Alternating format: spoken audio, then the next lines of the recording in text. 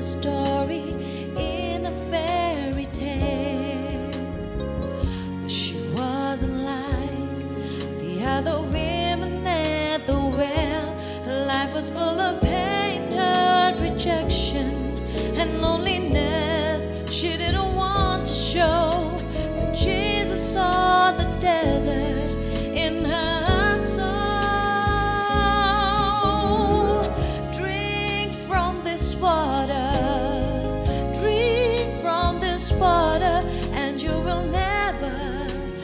never thirst again. Drink from this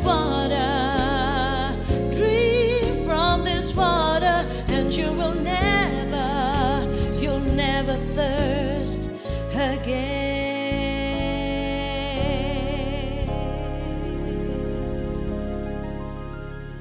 Shalom Aleichem, Besem Hamashiach, salam damai sejahtera di dalam nama Tuhan kita Yesus Kristus. Dan Bapak Ibu Saudara-saudari, kita bertemu kembali di dalam program Old Testament Made Easy. Dan hari ini kita akan membahas satu kata dalam perjanjian lama, yaitu kata pri.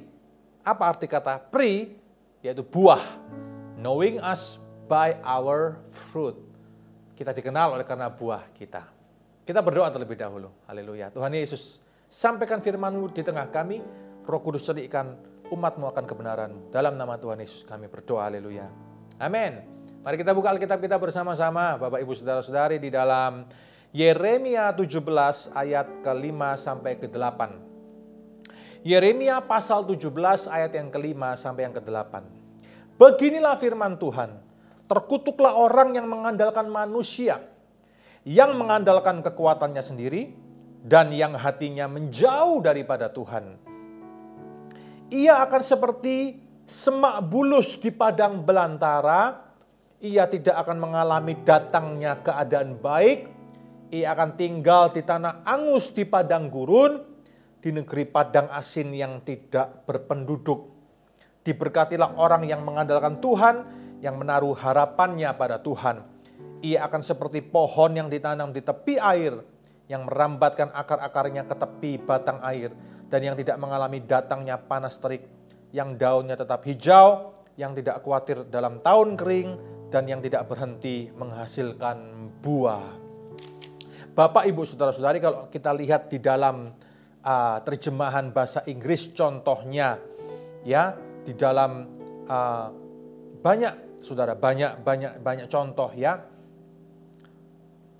Ayat yang ke-6 contohnya dalam terjemahan ISV, International Standard Version contohnya.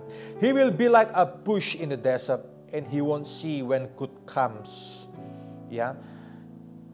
Saudara lihat bahwa kata ada sebuah permainan wordplay dalam bahasa Ibrani, Saudara, sebetulnya. Ya. Kata tadi ayat yang ke-5, ya, terkutuklah, curse. Ya, curse itu memakai kata arur, ya. Kemudian di ayat yang ke-6 kata semak bulus, Saudara, dipakai kata arar.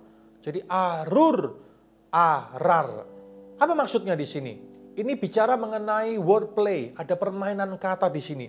Dua kata yang hampir mirip karena dari akar kata atau syores yang sama, arur, arar. Curse dikutuk atau terkutuk, dan kemudian arar itu bush, ya, semak duri atau semak bulus yang ada di belantara. Dalam Alkitab bahasa Indonesia tidak terlalu kelihatan, tapi kalau kita perhatikan dalam teks aslinya itu sangat kelihatan sekali. Apa yang dimaksud di sini, Saudara? Ada sesuatu yang indah di sini. Seorang ahli tanaman, Saudara, ya, yang bernama Nogah Hareveni, ya, Saudara, mengatakan bahwa ada tanaman yang disebut, yang namanya adalah arar. Ya, tadi itu, semak bulus tadi itu, Saudara. Ya, nama tanaman itu adalah arar. Atau disebut sebagai cursed lemon. Lemon yang terkutuk katanya. Atau mungkin sebutan lainnya adalah Sodom apple. Apel Sodom, saudara. Mengapa kok disebut begitu? Kenapa? Karena buah ini, buah arar ini kelihatannya menarik di luar. Wow, warnanya menarik. Tapi ketika dibuka, saudara, dari luarnya bagus. Tapi ketika dibuka, orang mau makan tergiur, ternyata nggak ada isinya apa-apa di dalamnya. Di dalamnya cuma isinya adalah jaring-jaring seperti jaring laba-laba begitu, nggak bisa dimakan. Dari luar kelihatannya bagus, dalamnya jelek, dalamnya ternyata menipu. Inilah buah arar itu, ya, atau yang disebut sebagai cursed lemon, lemon yang terkutuk, atau Sodom apple, apel Sodom, saudara. Buah arar. Ternyata Alkitab telah mengatakannya terlebih dahulu. Ya, ada buah arar, ada buah semak bulus tadi, ayat yang ke-6. Ya, dan ayat ke-5 tadi dikatakan curse. Arar, arur, arar, arur, arar. Saudara, apa yang dimaksudkan lewat satu contoh dari buah ini, buah arar ini, saudara? Ya, ternyata dari hidup kita, buah kehidupan kita itu menunjukkan tentang siapa kita. Bukan yang di luar, tapi yang di dalam. Siapa kita yang di dalam kita itu menunjukkan sesuatu. Itu lebih penting daripada yang di luar. Karena siapa kita itu kita yang di dalam, bukan kita yang di luar. Siapa kita sesungguhnya, bagaimana buah hidup kita, itu kita yang di dalam, bukan kita yang di luar. Di luar orang bisa lihat, orang bisa puji, mungkin orang bisa buat ini dan itu. Tepuk tangan untuk kita. Tapi di dalam orang tidak tahu loh. Di dalam itu hanya Allah yang tahu. Kita yang tahu, iblis tahu, saudara. Oleh karena itu jangan heran banyak orang tuh kemudian banyak orang jatuh sana sini. Ya. Seolah-olah jadi idola 1-2 tahun kemudian hilang dari peradaban. Kemana? Selidiki lebih jauh ternyata ada kasus, ada skandal, kejatuhan dan sebagainya. Saudara, ternyata dalam ini loh, seperti buah arar tadi, jangan cuma kelihatan bagus di luar menggiurkan, tapi ketika dibuka ternyata isinya hanya jaring-jaring saja, tidak bisa dimakan. Tidak ada dagingnya bahkan.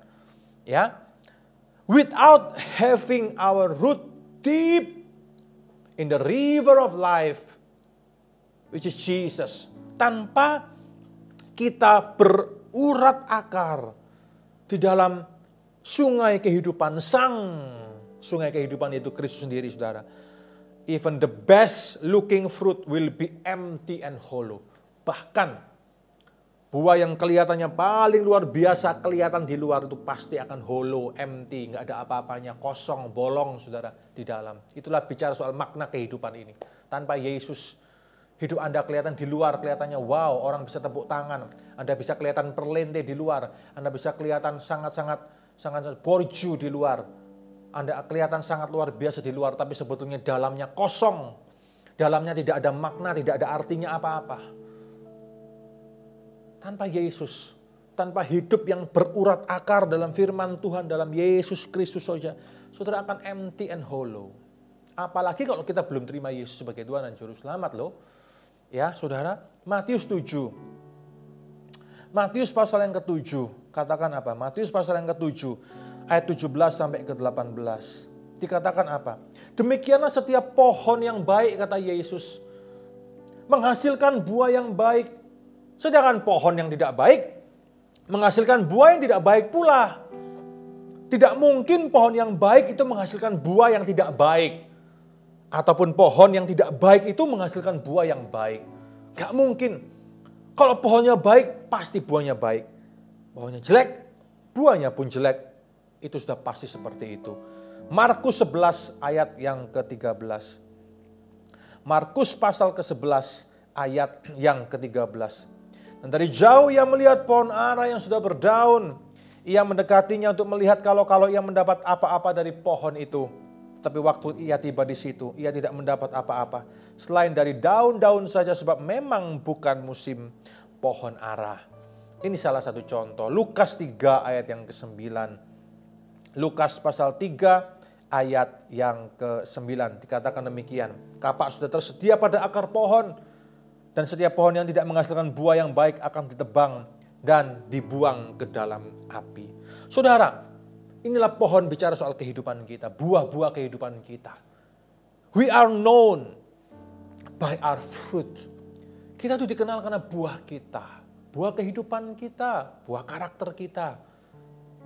Jangan sampai kita jadi seperti pohon buah arar tadi, kelihatan bagus di luar, tapi ternyata hancur, jelek di dalam. Oleh karena itu mari kita terus berakar, menyedot makanan. Dari mana? Dari river of life, sungai kehidupan itu. Sari-sari makanan dari Yesus, pribadi Yesus, dari firman Allah. Maka buah hidup kita akan kelihatan luar biasa. Bukan cuma di luar, tapi ketika orang makan di dalam akan disegarkan. Orang akan mendapatkan banyak hal yang indah, akan dibangun, akan diberkati, dibangun kehidupannya. Ketika mereka makan buah-buah kehidupan kita. Jangan cuma kelihatan hebat di luar, jangan cuma kelihatan indah di luar, tapi empty and hollow di dalam, saudara. Karena kehidupan semacam itu tidak akan ada faedahnya apa-apa. Amin. Mari kita semuanya berbuah di dalam Yesus. Supaya kita tidak disebut sebagai arar, the cursed lemon, atau the Sodom apple. Tapi betul-betul kita menjadi buah bagi kemuliaan nama Kristus. Hari ini bertumbuhlah. Buah pertobatan, buah kehidupan, buah karakter, buah roh. Apalagi buah pelayanan. Mari kita terus bertumbuh dalam buah-buah itu dalam kehidupan kita, saudara. Roh Kudus akan melahirkan, Roh Kudus akan memupuk itu di dalam kehidupan kita.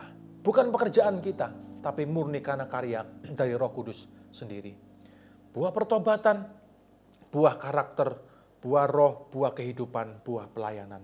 Mari terus kita berbuah-buah bagi kemuliaan nama Tuhan. Supaya buah kita dinikmati oleh banyak orang. Dan orang bukan hanya diberkati itu normatif.